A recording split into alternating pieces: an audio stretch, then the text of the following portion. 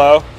Sam here with good old friend Mike from Spiritbox, who was kind enough to host us today and get us all in at the show at the Wiltern. We're super stoked to be here, and it's good to see you, man. It's so good to see you. It's been so long. I know. And I've known you forever. I was just gonna say, I feel like we played like community centers for like 20 kids together in like Olds, Alberta. Yep, back in the day. I remember that. Yeah, it was like the whole Maz Fest circuit with like Colin Arcade and all that stuff. Dude, it was a crazy time. It was. Yeah. I think looking back on it too, there was so much cool stuff happening that I don't think we appreciated, like how cool it was that there were all these prairie bands and like, you know, West Coast bands that were doing all these things independently, and it was, lots of almost dying a lot. Yes. Like many almost deaths. Yes. No respawns. Yeah. No. But yeah, man. Like obviously we've been friends forever, but you're kind enough to take some of our stuff out, and we just wanted to walk through Mike's rig that he's using on this tour. This is the Eternal Blue Tour, the headlining US tour. What do you got? Well, it's pretty simple, to be honest. I'm using fractals for the main tones. I love how well built it is. It's kind of like having like a tank. You have to worry about it. It's the most robust modeler. It's super reliable. Yeah. I'm really loving it. So we have Seymour Duncan power stages for the power amps, and then we are using the Shure wireless this time around. I was using Sennheiser, but we're trying this one out. I believe it's the AD4Q, which is super fancy, and I love how responsive it is. But as far as the cabs and everything, we got quite a few on stage from you guys. 8 of them. Yeah, six. Yeah, I got 6 of them. We built 8 for you. Yes. So originally on the last year's tour, I had the 2x12s, but then I had you guys build me 2 Revv red 4x12s with a black clock, which are great. Yep. I have those side filled. I'm so sorry. I have those side filled.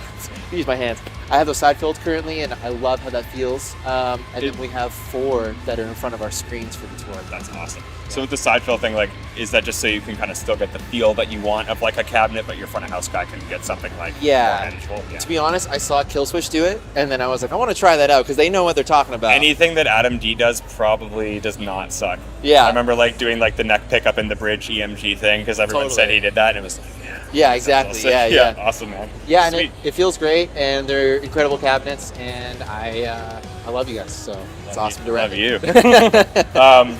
Can you just quickly show me the guitars you're using as well? Course. I know you're using the Jacksons on this run, which is awesome. Yeah. So I got this Jackson V7 recently. This is the new one. Yeah, so it's a new old one. I found it on Revv just randomly, and I just snatched it immediately because I had this ritual for like 6 months where I'd look every day on Revv. Finally, I got a hit, and I was like, I just got to buy it immediately. Yeah. So I love this thing. It feels really, really great. I put the Fishman Javier pickups in there. Nice. And then just like all my guitars, like I take the volume and move it over because I don't need a tone knob, and then this one's just a 3-way. Smart, and that way you're not hitting it. Yeah. This one actually didn't have lumen lays, but my guitar tech Pat was kind enough to put some glow tape on there for me. Nice. Which is nice. Awesome. It makes a huge difference. Oh, big time, for sure. Yeah. And then this one, I really love how this one plays as well. This is similar to the one I think that we have at the shop. I think it is the one that you guys have. Is this a US model or is it no? No, this is, I believe it's a Korea model. Yeah. So it's the exact one we have with the Evertune, Yeah.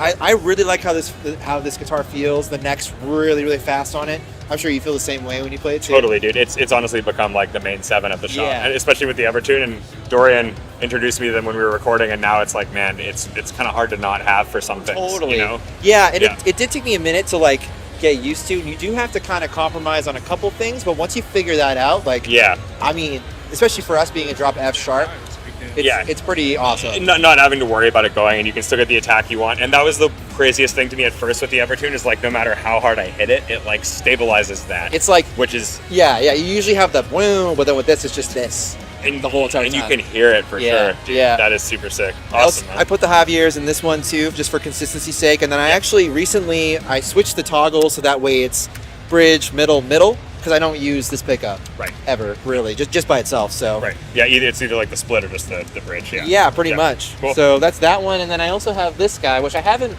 broken out yet, but this is the classic. Yeah. The 070R. Yeah, the Crayola.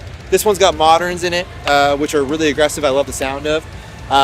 But yeah, I have to have at least one blue guitar on the Eternal Blue Tour. Of course. And so I'm sure it will come out at some point. But yeah, that's what I'm rocking right now. It's a pretty simple setup. Everything is being MIDI triggered.